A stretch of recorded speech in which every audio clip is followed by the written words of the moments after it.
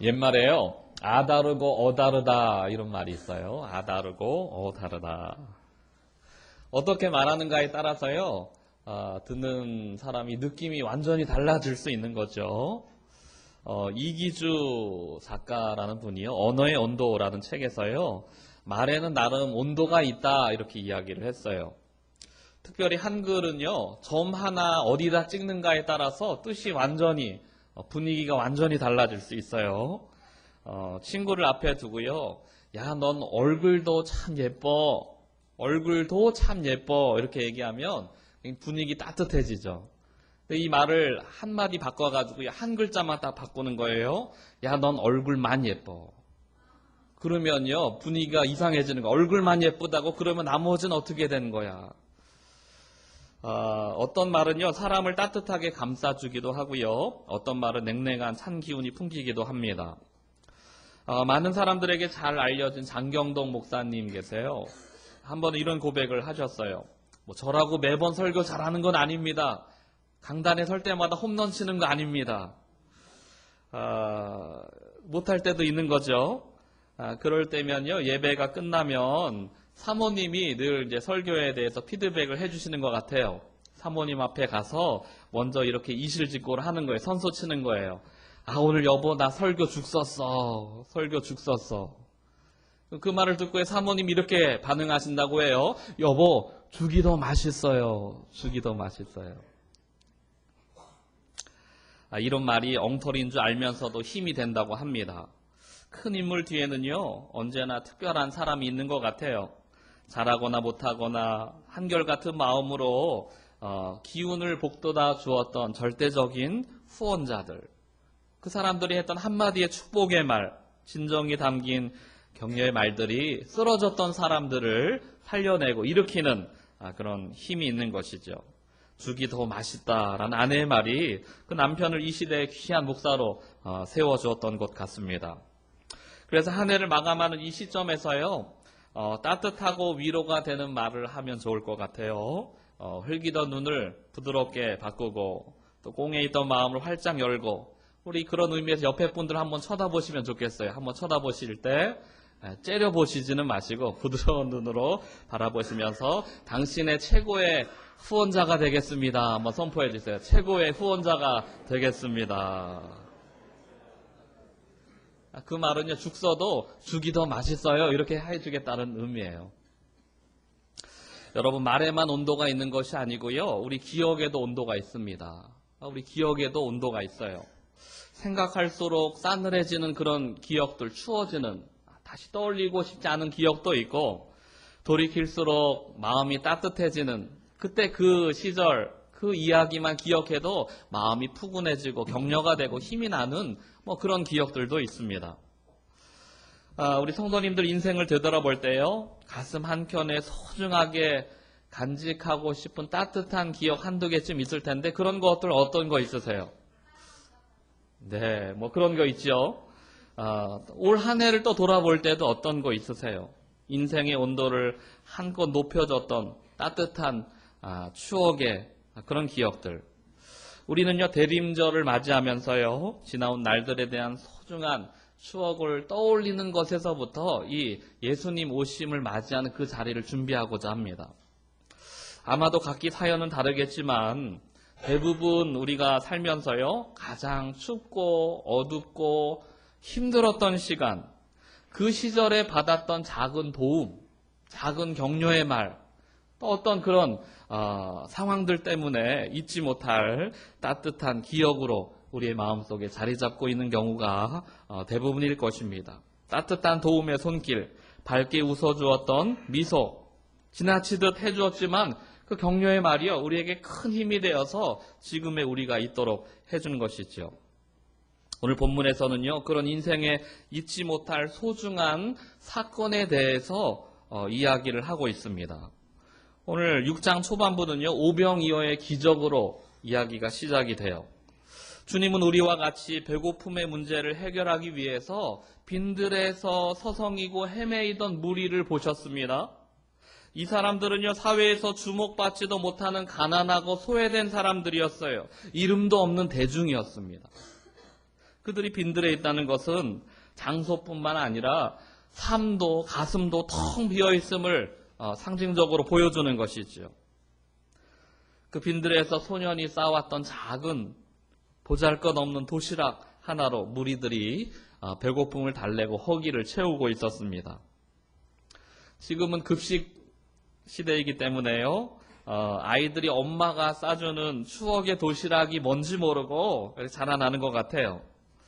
그런데 아무리 급식 시대가 되었어도 어느 시대나 그랬듯이 가정 형편이 어려워서 굶는 아이들이 있습니다. 지금도 있어요. 주변에 많이 있어요.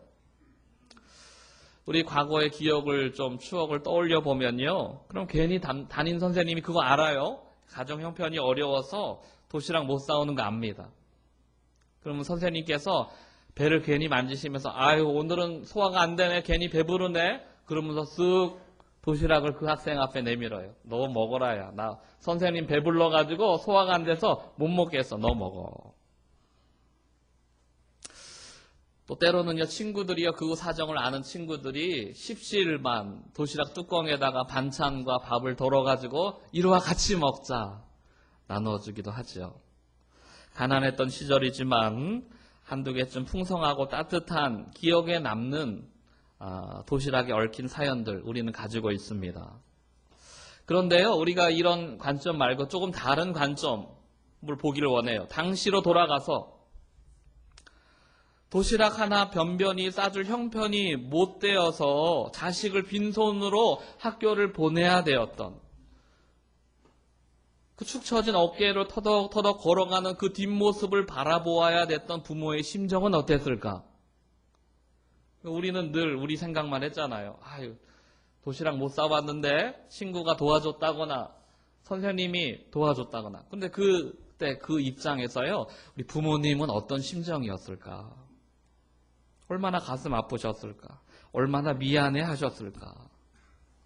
오늘 주님은요, 그 긍휼의 마음으로 무리를 바라보고 계시는 거예요. 그들의 굶주린 배와 텅 빈 마음의 빈곤을 보시면서요, 가슴 아파하세요. 속상해 하세요. 정성껏 도시락을 싸주는 어머니의 심정으로 성도들의 허기를 달래주고 계시는 것이지요. 그래서 오늘날 우리가 오병이어를요, 기적이라고 부르는 이유는 많은 사람들이 먹었던 도시락의 양 때문이 아니라 그 안에 담겨있는 주님의 사랑의 크기 때문에 우리는 그것을 기적이라고 부르는 것입니다.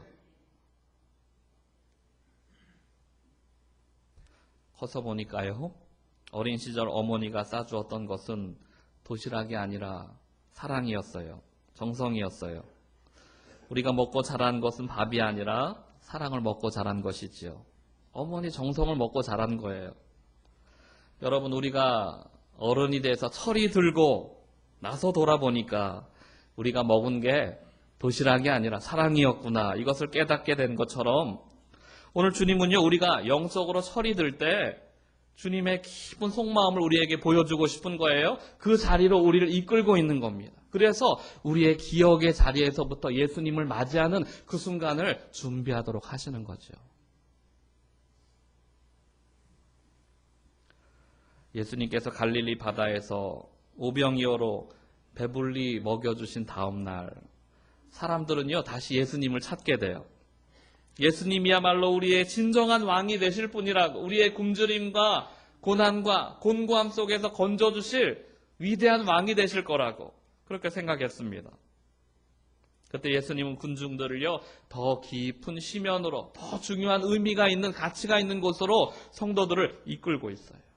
주님은 이렇게 선포하십니다. 26절과 27절 말씀인데요. 우리 같이 한번 읽어보도록 하겠습니다. 26절, 27절입니다. 시작.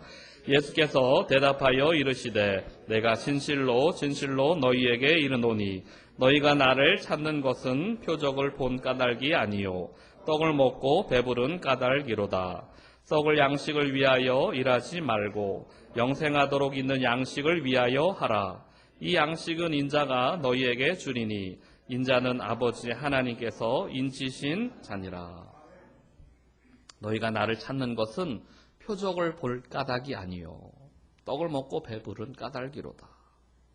주님은요 사람들이요 자신을 위해서 주시는 무언가 주님 따라가면 밥을 하나 얻어먹을 수 있지 내 병 고침을 받을 수 있지. 내가 바라고 원하는 것 얻을 수 있지.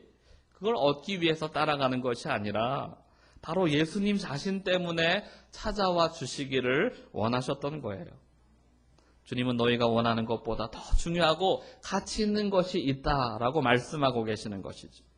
도시락이 아니고요. 도시락 속에 담겨있는 어머니의 마음과 정성을 먹기를 원하는 그 주님의 마음이 오늘 우리 가운데 말씀으로 선포되고 있는 것입니다. 주님은요. 그래서 스스로를 생명의 떡이다라고 말씀하시면서 나를 먹어라 이렇게 말씀하셨어요. 나를 먹어라. 생명의 떡이신 예수 그리스도를 먹는다는 것은요. 우리 음식을 먹을 때 이 음식이요. 우리 안에서 소화가 되고 피가 되고 살이 되고 내 육신이 되고 내 일부가 되는 거예요. 예수님, 생명의 떡이신 예수님을 먹으라는 것은요. 우리의 피가 되고 살이가 되고 내 생각이 되고 내 가치관이 되고 내 인생 전부가 되는 것. 예수님을 먹는 거예요. 그분이 내 안에 들어와 내 살과 피로 변화되고 그분이 내가 그분 안에 거하면서 깊은 영적인 교제를 이루어가는 것. 그게 바로 생명의 떡이신 예수 그리스도를 먹는 것이죠. 그렇게 우리 안에서 예수님과 깊은 사랑의 교제를 나누게 될 때 그 인생은요 결코 굶주리지 않고 영원히 목마르지 않는 하나님의 풍성한 하늘의 은총을 경험하는 복의 인생이 된다는 것입니다. 우리 시온의 빛교회 성도님들이요 날마다 생명의 떡이신 예수 그리스도를 먹게 되기를 주 이름으로 축원합니다. 태초에 아담과 하와도 먹을 것을 취했어요. 선악과를 따먹습니다. 선악과라는 것을요 원어적인 의미로 살펴보니까요 지식의 나무예요. 지식의 나무. 선악과 뜻이 지식의 나무. 이 열매를 먹게 되면요 생각이 들어와요. 지식이 들어와요. 논리가 들어와요. 사람들은요 내 생각, 내 논리 이것이 내 안에 자리 잡게 되면 특징이 생기는데 그때부터 하나님의 말씀을 거부해요. 내 생각에는, 내 경험에는, 내 상식에는 이렇게 말씀을 판단하고 불순종하게 되는 것이죠. 이 선악과를 먹는 것의 의미예요. 논리적이고 합리적이고 과학적인 사고 같은데 하나님의 말씀을 받아들이지 않는. 그런데 생명의 떡이신 예수님을 먹는다는 것은요 그와 반대예요. 내 생각이 아니라 그분의 생각을 받아들이고 내 뜻과 의지가 아니라 그분의 뜻과 의지를 받아들이고 그대로 살아가는 모습. 그분의 말씀이 우리 인생의 진정한 지식이고 그분의 말씀이 진정한 상식이고 그분의 인도하심이 진정한 논리인 것을 믿게 되는 것. 사람들은요 자신의 허기를 채워줄 또 다른 양식을 얻기 위해 예수님께 찾아왔습니다. 근데 주님은요 양식이 아니라 생명의 떡인 나를 먹으라 그렇게 말씀하세요. 그렇다고 우리 성도 여러분 너무 염려하지는 마십시오. 주님은요 우리 육신의 필요를 채워주시는 분이세요. 주님께서 여러분들의 질병을 고쳐주게 되기를 축복합니다. 가난과 굶주림과 어려움들을 해결해 주시기를 주 이름으로 축원합니다. 나사로를요 죽었던 나사로도 살리신 분이세요. 근데 중요한 게 있는데 살아났던 나사로도 다시 죽었다라는 거예요. 병에서 나음을 입을 수 있고 고침받을 수 있지만 또다시 병에 걸릴 수도 있습니다. 육신의 필요는 영원한 것이 아니기 때문에 그래요. 육신적인 것은 늘 한계가 있습니다. 그런데 이 한계의 자리에서 주님은요 조금 더 깊은 심연에 있는 의미를 알려주고 싶은 거예요. 이 축복의 생명의 은총을 우리 가운데 주시면서 육신의 한계를 뛰어넘어 도시락보다 더 깊은 곳에 어머니의 사랑과 애정과 열정이 있었던 것을 보여주셨던 것처럼 더 깊은 자리로 우리를 인도하고 계세요. 우리가 육신의 주님을 채우기 위해서 반드시 음식을 먹어야 됩니다. 주님은 그것을 아셨기 때문에요. 배고픔을 채워주셨어요.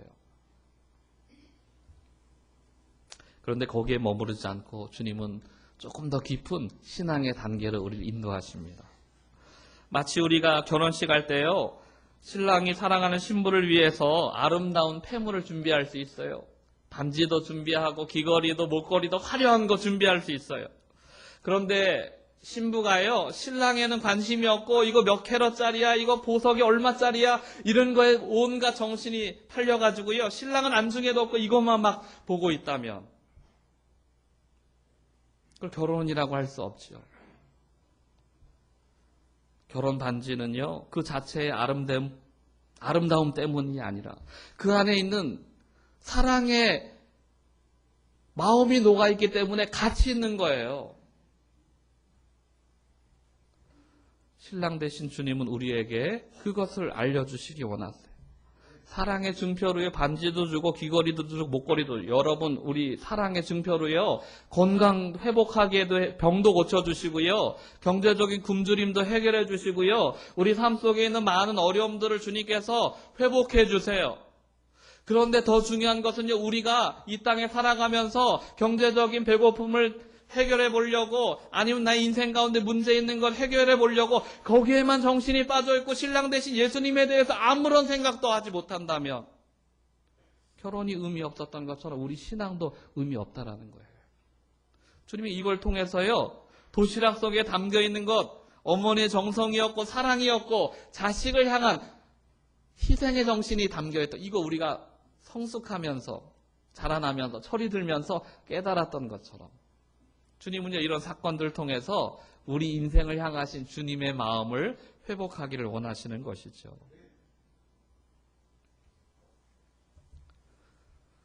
죄의 본질이 있어요. 죄도 본질이 있어요.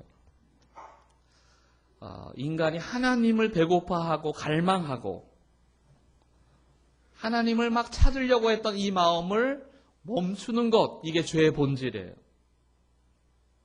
하나님을 갈망하고 사모하고 하나님 따라가려고 하는데 이걸 멈춘 것, 이게 죄의 본질이라니까요. 대신에 피조물만을 바라보고 신랑이 아니라 반지만을 사랑하기로 결정한 것, 죄의 본질이에요.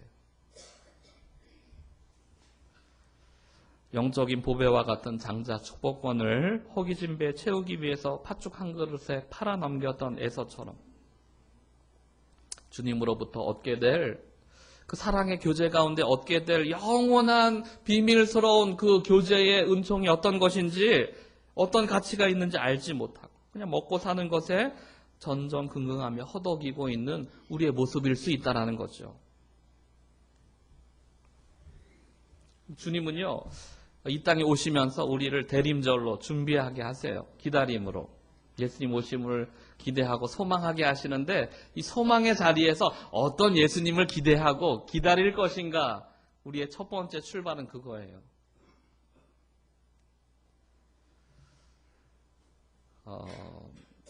동네 가보면 마트 같은 데 있잖아요. 막 마트가 장사를 좀 잘 해보려고 경품 같은 거 걸 때 있어요. 추첨 경품이 있습니다. 와서 많이들 신청해 주십시오. 우리 주부들이요, 휴지, 롤 휴지 하나라도 얻으려고 이렇게 막 경품권 들고 이렇게 갑니다. 별로 기대는 안 해요, 사실. 한 휴지라도 하나 얻으면 좋겠다, 이렇게 마음을 갖는데 덜컹 걸린 거예요. 최고급 승용차 딱 걸렸어요.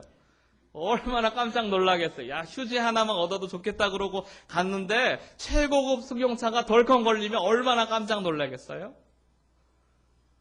오늘 주님이요, 이것과 비교할 수 없는, 우리는 휴지 하나 정도 주님 앞에 가면 점심 한 끼 해결할 수 있겠지, 우리의 육체적인 곤고함 좀 해결할 수 있겠지, 이런 게 휴지와 같은 것 좀 기대하고 갔는데 주님 우리의 기대와 상상을 초월한 놀라운 것들을 준비하시고 우리 가운데 주시려고 하시는 것이죠.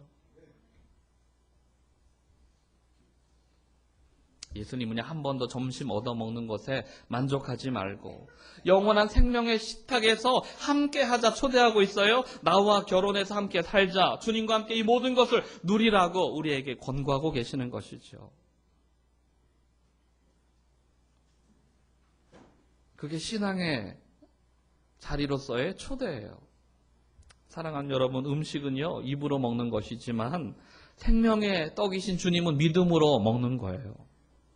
음식은 입으로 먹지만 말씀은 믿음으로 먹는 거예요. 주님은 말씀하세요. 나는 생명의 떡이라. 내게 오는 자는 결코 줄이지 아니할 터이요. 나를 믿는 자는 영원히 목마르지 아니하리로다. 이 은혜가 우리 시온예비교회 성도님들 가운데 충만하게 임하게 되기를 축복합니다.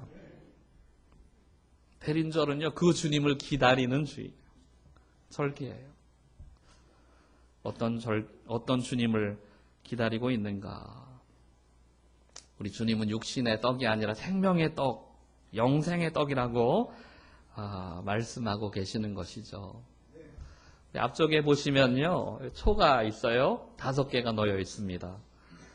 근데 어떤 성도님들이 이렇게 물어볼지는 몰라요. 목사님, 초가 꺼졌어요. 4개나 꺼졌어요. 1개밖에 안 켜져 있습니다. 그런데 예수님 오시는 그 성탄절을 기점으로 4주를 저희는 대림절이라고 해요. 이 4주간을. 예수님 오심을 우리는 기다리는 거예요. 한 주 한 주마다 불을 밝혀요. 이번 주는 1개, 다음 주는 2개, 3개, 4개. 성탄 절에는 그 하얀 초가 이제 밝혀질 거예요. 예수님. 여러분, 1개 불이 켜졌을 때보다 2개 켜지면 어떻게 되죠? 더 밝아요. 3개 켜지면 더 밝고, 4개 켜지면 더 밝고, 5개 예수님이 오시면 완전 밝아지는 거예요. 대림절은 그것을 기대하는 거예요. 예수님이 점점 우리 인생에, 우리 삶 속에 가까이 오시는데 그 밝아지는 것, 빛이신 예수님이 우리 인생 가운데 오실 때 점점 밝아지는 것, 이걸 상징적으로 표현하고 있는 거예요. 오늘 우리가 초를 하나 불을 붙였어요. 예수님 기다리는 마음으로, 빛이신 예수님께서 오실 것을 기대하는 마음으로. 근데 그 기다림의 자리가요, 우리 따뜻한 기억도, 따뜻한 언어도 이런 거 생각했잖아요. 주님께서 우리 인생 가운데 주셨던 이 메시지를 우리는 기억하는 거예요. 그 자리에서 예수님을 기대하고 바라는 거예요. 어떤 예수님이었는가? 어떤 주님을 우리가 기대해야 되는가? 마치 도시락이 아니라 그 속에 담겨있는 정성과 사랑을 먹기 원하는 어머니의 마음, 그걸 우리는 발견하기 원하는 거예요. 사랑하는 성도 여러분, 우리는 대림절 첫 번째 주간을 맞이하면서 그 예수님을 기대하면 좋겠어요? 우리 인생 가운데 찾아오시는, 병도 고치시고 물질도 주시고 우리의 인생의 어려움도 다 회복하시는데, 그거 말고 그 너머에 있는, 그 이면에 있는 아버지의 마음, 예수 그리스도의 사랑의 마음, 십자가를 지려고요, 우리를 위해서 다시 한번 대속하시기 위해서 이 땅에 오시는 그 어머니의 마음, 그걸 기억하며 그 주님을 기대하며 소망하며 다시 한번 우리 인생 가운데 맞아들이는 복되고 영광스러운 대림절 기간이 될 수 있기를 주 이름으로 축원합니다.